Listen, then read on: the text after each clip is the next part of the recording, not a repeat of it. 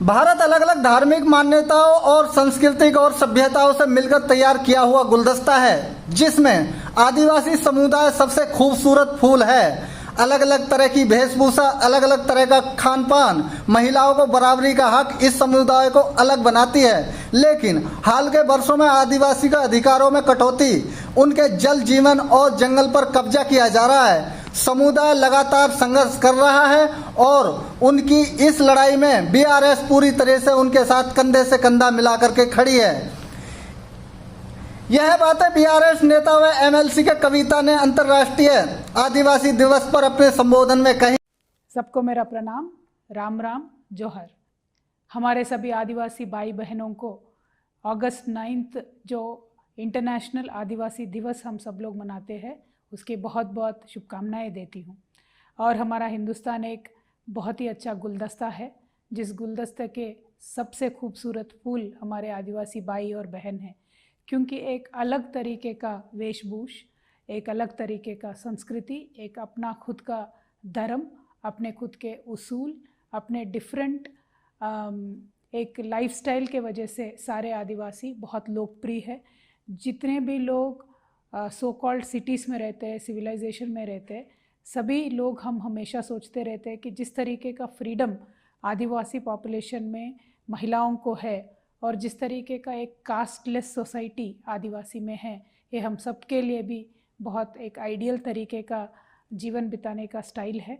लेकिन अनफॉर्चुनेटली ये सभी लोग अपना नहीं पाते हैं।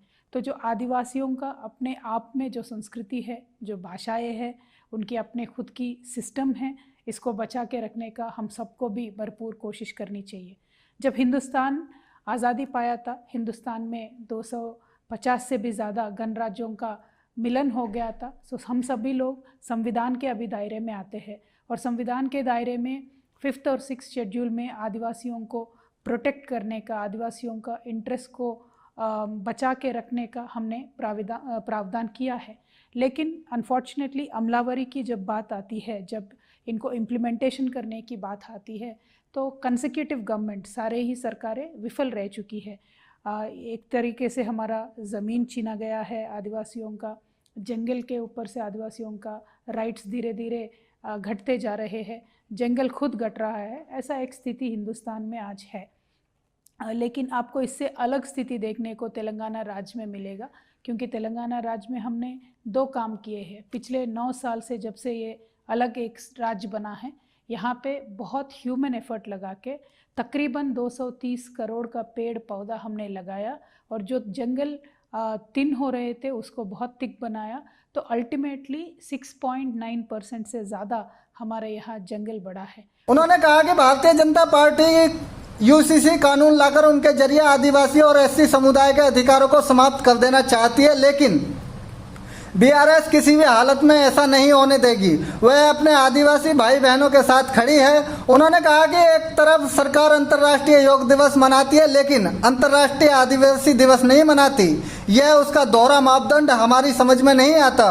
कानून बना करके ग्राम सभा के भी अधिकार कम कर देना चाहती है। श्रीमती कविता ने कहा कि तेलंगाना की केआरसी सरकार ने सबसे ज़्यादा आदिवासी कल्याण के लिए काम किया है। शिक्षा से लेकर स्वास्थ्य तक सरकार ने खूब काम किया है। आदिवासी फंड को उनके ही सशक्तिकरण के लिए इस्तेमाल किया है। जंगल को बढ़ाने के लिए 4 लाख पेड़ लगाए हैं। लाखों हेक्टेयर जमीन के पट्टे आदिवासी को दे दिए गए हैं, जिसमें कि उनकी आजीविका चलने में कोई परेशानी न हो।